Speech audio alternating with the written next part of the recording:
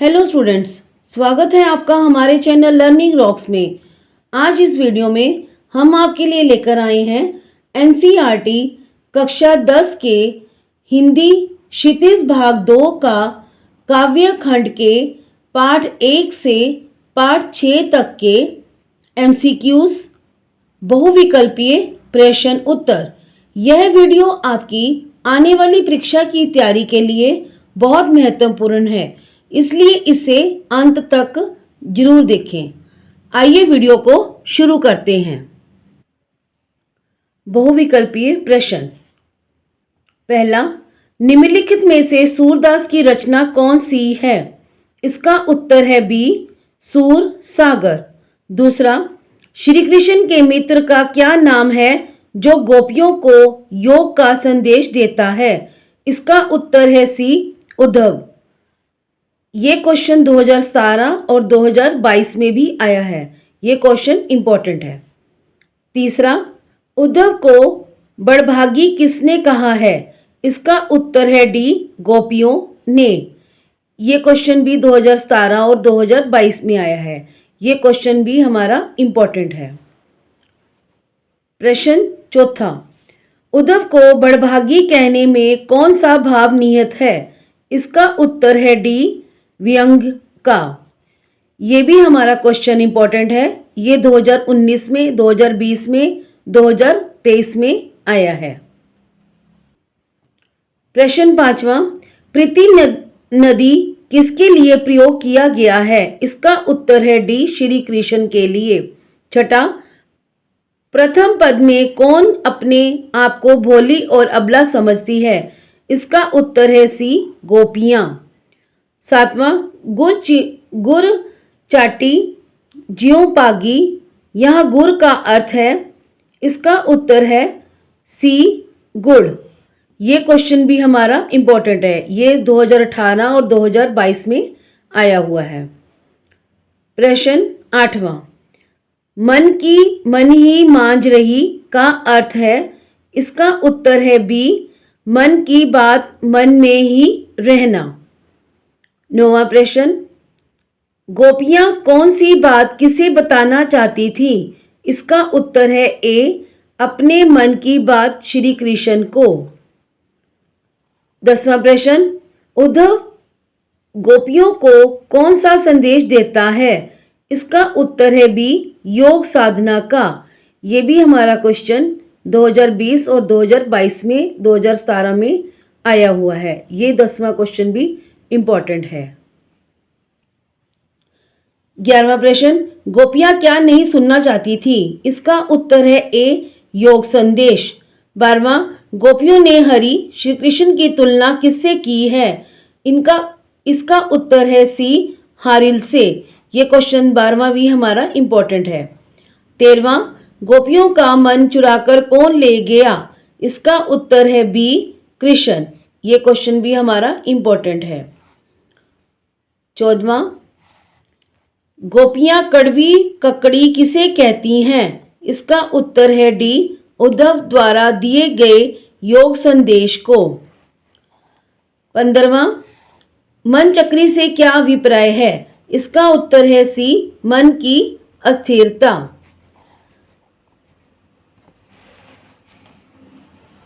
16वां प्रश्न, गोपियों के अनुसार किसने राजनीति की शिक्षा प्राप्त की है? इसका उत्तर है सी, श्री कृष्ण ने।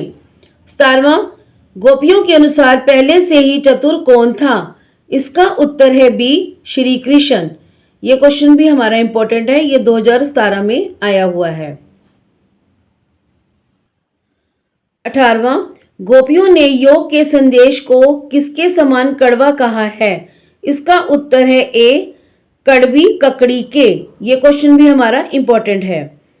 19वां, अपरस रहत स्नेह लगाते, यहां अपरस का अर्थ है, इसका उत्तर है ए, अल्पित, अलिपत। 20वां, अपरस रहत स्नेह लगाते, यहां तगा का अर्थ है, इसका उत्तर है सी, धागा। ये क्वेश्चन भी हमारा इंपॉर्टेंट है। 21वां, चाहती हुती गुहारी जतिह ते। यहाँ गुहारी का अर्थ है, इसका उत्तर है सी रक्षार्थ पुकार। 22वां सूरदास के आराध्य कौन है? इसका उत्तर है डी श्री कृष्ण। 23वां चेतन अचेतन अवस्था में गोपियां किसका नाम रटती हैं? इसका उत्तर है बी कृष्ण। 24वां गोपियों के अनुसार श्री कृष्ण ने मथुरा जाकर कौन सा शास्त्र पढ़ लिया है? इसका उत्तर है ए राजनीति शास्त्र। 25वां गोपियों के लिए हारिल की लकड़ी के समान कौन है? इसका उत्तर है ए श्री कृष्ण। अगला प्रश्न, निम्नलिखित में से तुलसी की रचना कौन सी है? इसका उत्तर है ए रामचरितमानस। अगला प्रश्न, राम लक्ष्मण परशुराम संवाद तुलसीदास जी के कौन से ग्रंथ से लिया गया है? इसका उत्तर है सी रामचरितमानस। ये क्वेश्चन भी हमारा इंपॉर्टेंट है। अगला प्रश्न, रामचरितमानस की भाषा कौन सी है? इसका उत्तर है डी अवधी। ये क्वेश्चन भी हमारा इंपॉर्टेंट है। चौथा, राम लक्ष्मण परशुराम संवाद शीर्षक कविता रामचरितमानस के किस कांड से ली गई है? इसका उत्तर है सी बाल कांड से। ये क्वेश्चन भी हमारा इंपॉर्टेंट है। अगला, हे नाथ शिव धनुष को तोड़ने वाला तुम्हारा ही कोई दास होगा। ये शब्द किसने किसको कहे हैं? इसका उत्तर है बी राम ने परशुराम को। अगला प्रश्न, परशुराम को क्या देखकर गुस्सा आता है? इसका उत्तर है डी टूटे हुए शिव के धनुष को। यह क्वेश्चन भी हमारा इंपॉर्टेंट है। अगला प्रश्न, परशुराम ने सेवक किसे कहा है? इसका उत्तर है बी जो सेवा करे। अगला प्रश्न, तुलसीदास के अनुसार कुमड़बत्तियां किसे देकर मुरझाती हैं? इसका उत्तर है सी तर्जनी। अगला प्रश्न, परशुराम ने सभा में उपस्थित राजाओं को क्या धमकी दी थी? इसका उत्तर है बी वध करने की। अगला प्रश्न, तुलसीदास ने भृगुकुल केतु शब्द किसके लिए प्रयुक्त किया है? इसका उत्तर है ए परशुराम। यह क्वेश्चन भी हमारा इंपॉर्टेंट है। अगला प्रश्न, देखी कुठारू सरासन बाना।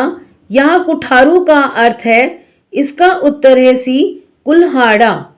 अगला प्रश्न, परशुराम के क्रोध को किसने शांत करने का प्रयास किया था? इसका उत्तर है बी श्री राम ने। यह क्वेश्चन भी हमारा इंपॉर्टेंट है। तुलसीदास ने कौशिक शब्द किसके लिए प्रयुक्त किया है? इसका उत्तर है बी विश्वामित्र। अगला प्रश्न, परशुराम लक्ष्मण का वध क्या समझकर नहीं करते? इसका उत्तर है डी बालक। यह क्वेश्चन भी हमारा इंपॉर्टेंट है।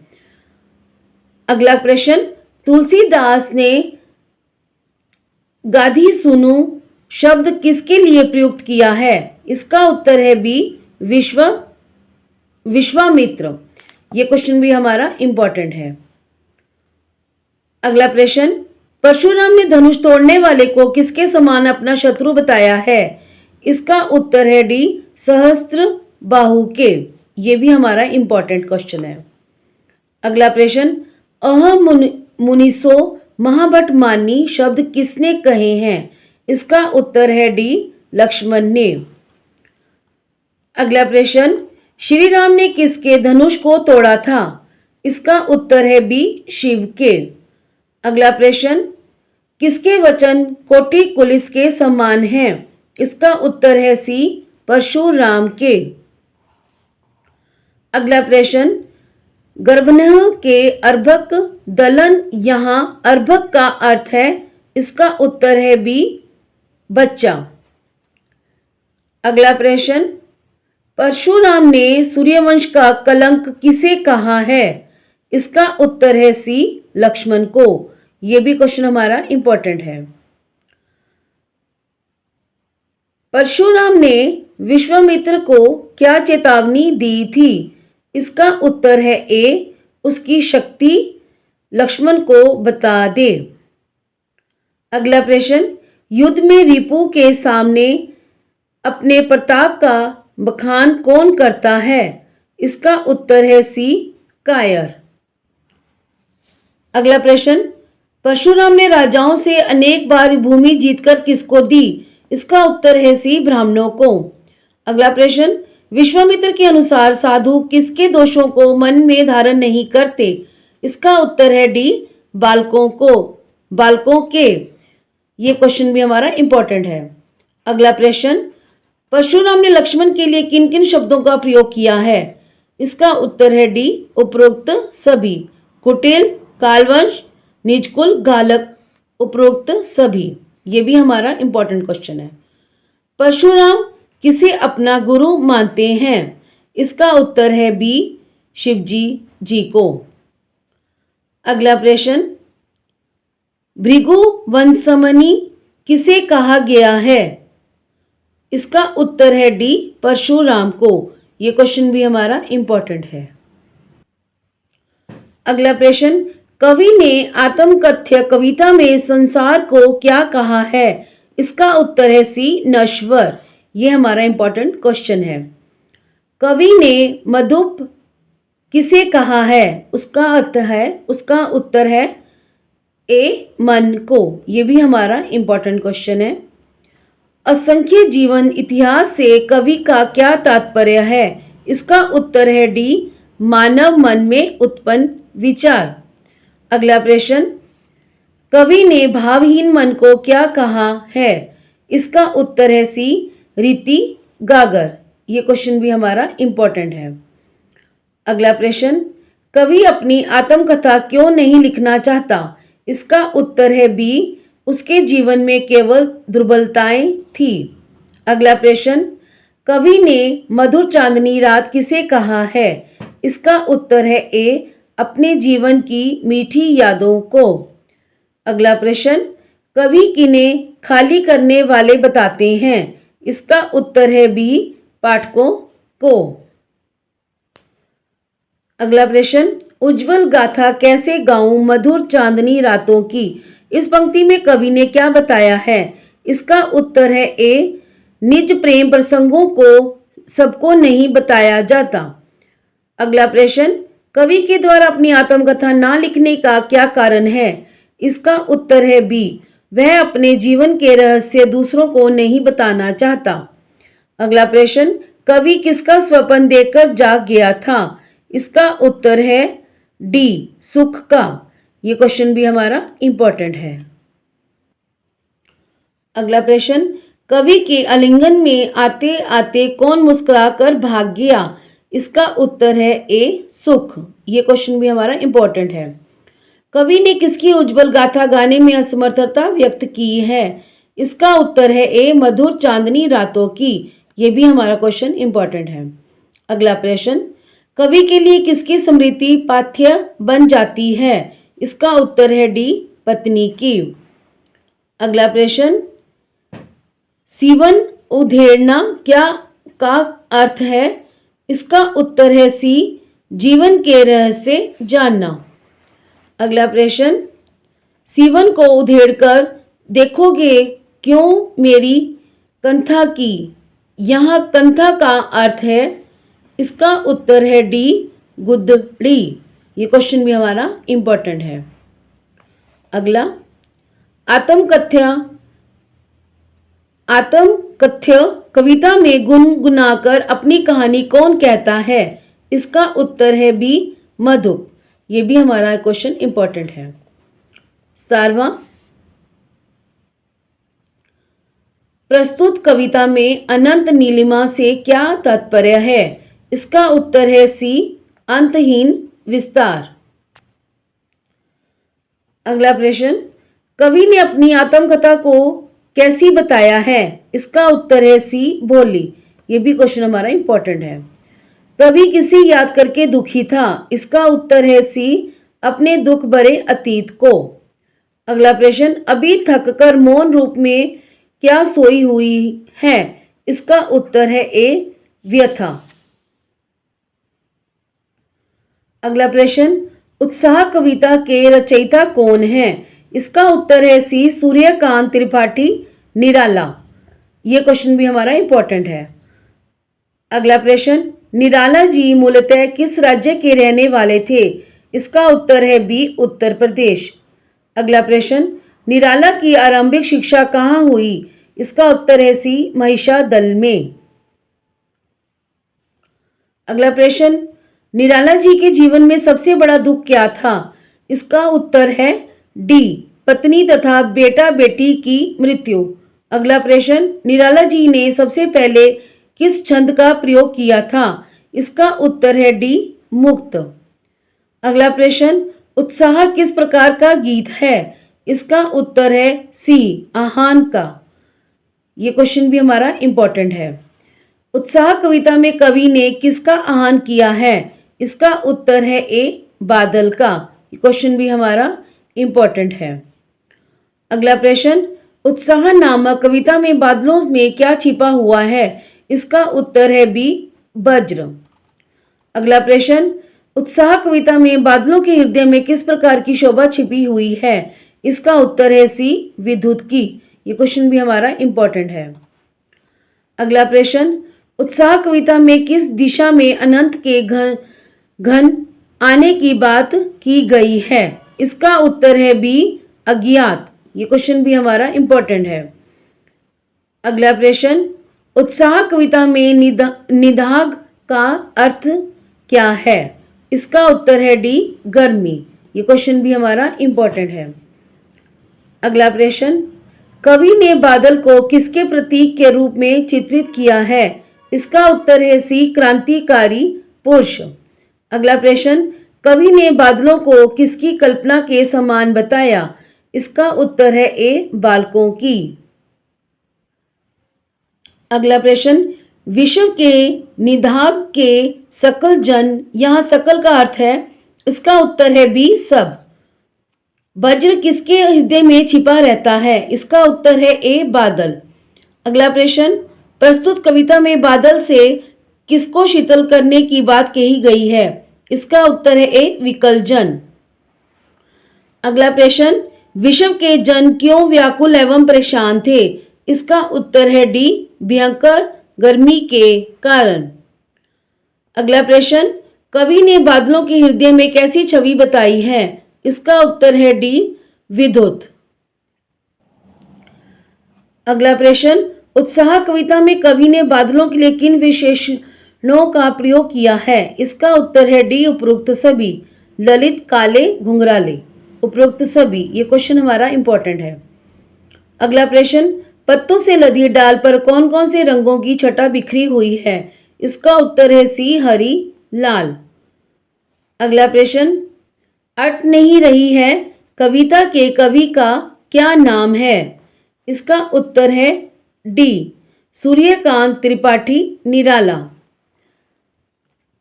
अगला प्रश्न, अट नहीं रही है कविता में मंद गंध पुष्प माल का धारक किसे कहा गया है? इसका उत्तर है डी फागुन। ये क्वेश्चन भी हमारा इंपॉर्टेंट है। अगला प्रश्न, अट नहीं रही है कविता में कवि ने किस मास की मादकता का वर्णन किया है? इसका उत्तर है ए फागुन मास की। ये क्वेश्चन हमारा इंपॉर्टेंट है। अगला प्रश्न, किसकी आभा अट नहीं रही है? इसका उत्तर है बी फागुन। ये भी क्वेश्चन हमारा इंपॉर्टेंट है। कवि के अनुसार घर घर में क्या भर जाता है? इसका उत्तर है सी फागुन मास की शोभा। अगला प्रश्न, अट नहीं रही है नामक कविता में पाठ पाठ पर क्या बिखरी है? इसका उत्तर है बी शोभा श्री। ये क्वेश्चन भी हमारा इंपॉर्टेंट है। अट शब्द से तात्पर्य है? इसका उत्तर है सी प्रविष्ट। अगला प्रश्न, अट नहीं रही है नामक कविता में हटाने पर भी क्या नहीं हट रही है? इसका उत्तर है डी आंख। अगला प्रश्न, मंद गंध पुष्प माल का धारक किसे कहा गया है? इसका उत्तर है डी फागुन। अगला प्रश्न, फागुन मास में कौन सी ऋतु होती है? इसका उत्तर है बी बसंत। अगला प्रश्न, श्री नागार्जुन किस राज्य के रहने वाले थे? इसका उत्तर है डी बिहार। अगला प्रश्न, श्री नागार्जुन का वास्तविक नाम क्या था? इसका उत्तर है सी वैद्यनाथ मिश्र। अगला प्रश्न, कवि ने श्रीलंका में जाकर कौन सा धर्म अपना लिया था? इसका उत्तर है डी बौद्ध। अगला प्रश्न, श्री नागार्जुन का देहांत कब हुआ था? इसका उत्तर है ए सन 1998 में। अगला प्रश्न, नागार्जुन कृत कविता का नाम है? इसका उत्तर है सी फसल। अगला प्रश्न, दंतुरित मुस्कान में कवि के ध्यानाकर्षण का केंद्र है? इसका उत्तर है सी कवि का नन्हा बच्चा। अगला प्रश्न, बच्चे की दंतुरित मुस्कान किसमें भी जान डाल देगी? इसका उत्तर है डी मृतक में। अगला प्रश्न, कवि की झोंपड़ी में क्या खिल रहे थे? इसका उत्तर है ए जलजात। ये क्वेश्चन हमारा इंपॉर्टेंट है। चिर प्रवासी में इतर, वाक्यांश में चिर प्रवासी कौन है? इसका उत्तर है ए कवि। अगला प्रश्न, किसके प्राणों का स्पर्श पाकर कठिन पाषाण पिघल गया होगा? इसका उत्तर है सी बच्चे के। अगला प्रश्न, दही, घी, शहद, जल और दूध का योग जो देवता और अतिथि के सामने रखा जाता है उसे यह दंतरित मुस्कान कविता में कहा है? इसका उत्तर है बी मधुपर्क। अगला प्रश्न, अनिमेष देखना का अर्थ है? इसका उत्तर है सी लगातार देखना। अगला प्रश्न, मधुपर्क किसकी उंगलियां करती है? इसका उत्तर है बी मां की। ये क्वेश्चन भी हमारा इंपॉर्टेंट है। अगला प्रश्न, छोटे बच्चे के स्पर्श मात्र से कौन से फूल झड़ने लगे थे? इसका उत्तर है ए शेफालिका। ये क्वेश्चन भी हमारा इंपॉर्टेंट है। अगला प्रश्न, कठिन पाषाण पिघलकर क्या बन गया होगा? इसका उत्तर है ए जल। अगला प्रश्न, प्रस्तुत कविता में किसकी आंखें चार होने की बात कही है? इसका उत्तर है बी कवि और बच्चे की। ये क्वेश्चन हमारा इंपॉर्टेंट है। अगला प्रश्न, कवि ने फसल को कितनी नदियों का जादू कहा है? इसका उत्तर है सी ढेर सारी। अगला प्रश्न, फसल में किसकी प्रधानता है? इसका उत्तर है सी प्रकृति की। अगला प्रश्न, फसल के लिए जादू का काम कौन करता है? इसका उत्तर है ए नदियों का पानी। अगला प्रश्न, फसल कितने हाथों के स्पर्श की गरिमा होती है? इसका उत्तर है ए करोड़ों। अगला प्रश्न, फसल किसके स्पर्श की महिमा है? इसका उत्तर है डी हाथों की। अगला प्रश्न, फसल कविता की भाषा की विशेषता है? इसका उत्तर है ए बोल चाल की। अगला प्रश्न, फसल को किसका सिमटा हुआ संकोच कहा गया है? इसका उत्तर है बी हवा की थिरकन का। अगला प्रश्न, फसल किसका रूपांतरण है? इसका उत्तर है सी सूर्य की किरणों का। ये क्वेश्चन भी हमारा इंपॉर्टेंट है। अगला प्रश्न, श्री मंगलेश डबराल किस प्रदेश के रहने वाले हैं? इसका उत्तर है बी उत्तराखंड। अगला, संगीतकार की आवाज कैसी कही गई है? इसका उत्तर है ए भारी। अगला प्रश्न, मुख्य गायक का गला किसमें बैठता है? इसका उत्तर है बी तार सप्तक में।